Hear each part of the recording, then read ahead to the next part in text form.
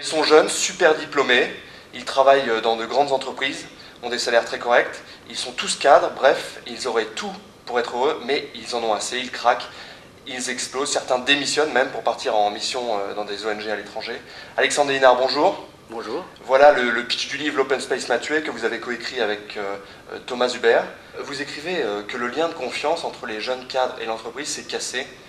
Qu'est-ce qui s'est passé Qui l'a cassé, ce lien de confiance entre les jeunes et l'entreprise? Je ne sais pas si on peut mettre un responsable, c'est justement ça l'impuissance des jeunes cadres, et ce qui a cassé le lien, je ne sais pas. Disons qu'il y a un système qui fonctionne sur le court terme, en mode projet. C'est un nouveau système de management qui est fondé sur l'individualité, avec les évaluations individuelles, qui est fondé sur un travail, sur un projet et non sur l'ensemble de la boîte, où on n'a pas l'impression de participer à un projet commun. C'est l'absence de projet commun, en fait. Et on peut quand même dire que ça vient de l'organisation, donc des décisionnaires, parce que c'est eux qui décident finalement de faire participer ou pas à un projet. Et là, actuellement, le projet qu'il y a pour les jeunes salariés, c'est quand tu viens chez nous, tu te revendras mieux ailleurs. Donc comme projet, finalement, c'est le projet de dire que tu ne fais pas partie du projet. Oui, il n'y a plus de plan de carrière. Plus de plan de carrière, la carrière c'est fini. La notion de carrière est finie, donc ça c'est compris de la part de l'entreprise et des salariés. Alors ce livre, je le rappelle, vous l'avez écrit sur la base de témoignages, d'amis, de proches. C'est quoi l'objectif? Dénoncer un style de management, ce que vous appelez la culture du cool, sensibiliser ou jeter une bouteille à la mer un peu en disant il faut que ça change? Déjà, on pense que, bon, il y a beaucoup de sujets là, mais la première chose c'est qu'on voulait montrer, c'est que si cette génération n'est pas une génération spéciale qui est atteinte d'un nouveau gène fainéantus, c'est qu'elle a vraiment envie de travailler et de donner, mais qu'elle ne trouve pas les conditions d'apporter son énergie au sein des entreprises actuelles. Donc du coup, beaucoup se barrent, prennent leur RTT quand ils n'ont pas de projet, prennent leur arrêt maladie, démissionnent. Ça c'est nouveau, c'est mal interprété. Et nous, on voulait rétablir la vérité. On voulait le discours voilà, un peu paternaliste qu'il y avait sur la jeune génération au travail. Ça nous a vraiment énervé et on a voulu le dire.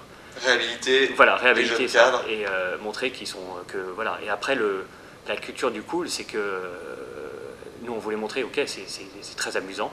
Il faut oublier que c'est du travail, et c'est là aussi qu'il y a un problème d'interprétation. On pense que les jeunes cadres ne veulent pas travailler, donc on va présenter le travail comme un jeu, leur faire oublier que c'est le travail, donc leur faire descendre, comme chez Google, en open space par toboggan, et donc mettre des croissants le matin et des baby-foot à la cafette. Mais derrière,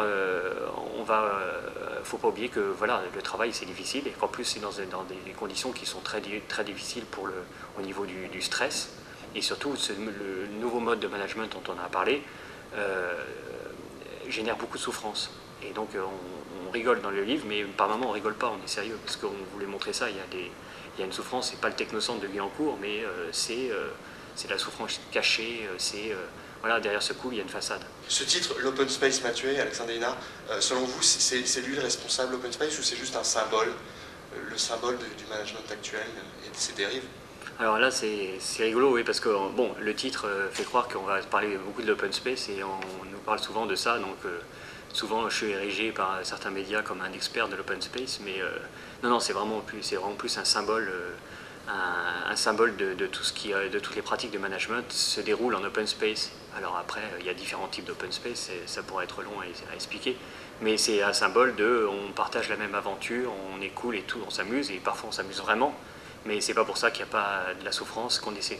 C'est pas pour ça qu'il y a un vrai partage, parce que les gens s'isolent en open space pour pouvoir travailler ou mettent des casques pour supporter. Et voilà, on a des fois du mal à vivre avec les autres en vacances. C'est encore plus difficile de vivre 13-14 heures par jour avec les mêmes collègues dans un bureau qui est quand même pas non plus la baie de Rio, quoi. D'ailleurs, vous comparez un peu l'open space à une prison, finalement, où on serait surveillé en permanence. Voilà, c'est-à-dire qu'on est surveillé sans surveillant, donc c'est la prison idéale. C'est-à-dire que les surveillants sont les gens entre eux, c'est-à-dire qu'ils se voient. Tout le monde, à force d'être entouré de ses pairs, on a tendance à intérioriser la norme et anticiper ce que risquent de dire les collègues sur soi.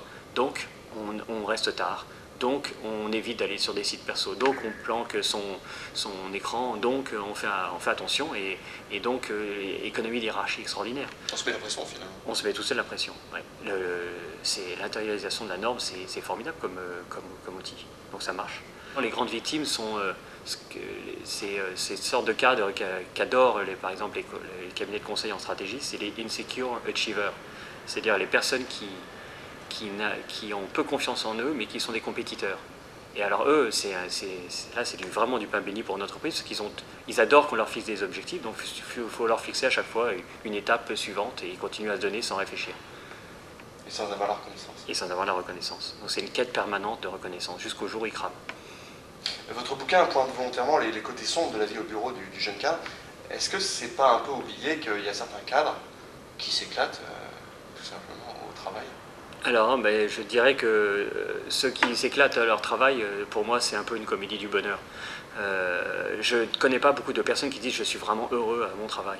En général, ils vont le dire, le proclamer parce qu'ils sont en train de négocier avec une nouvelle boîte.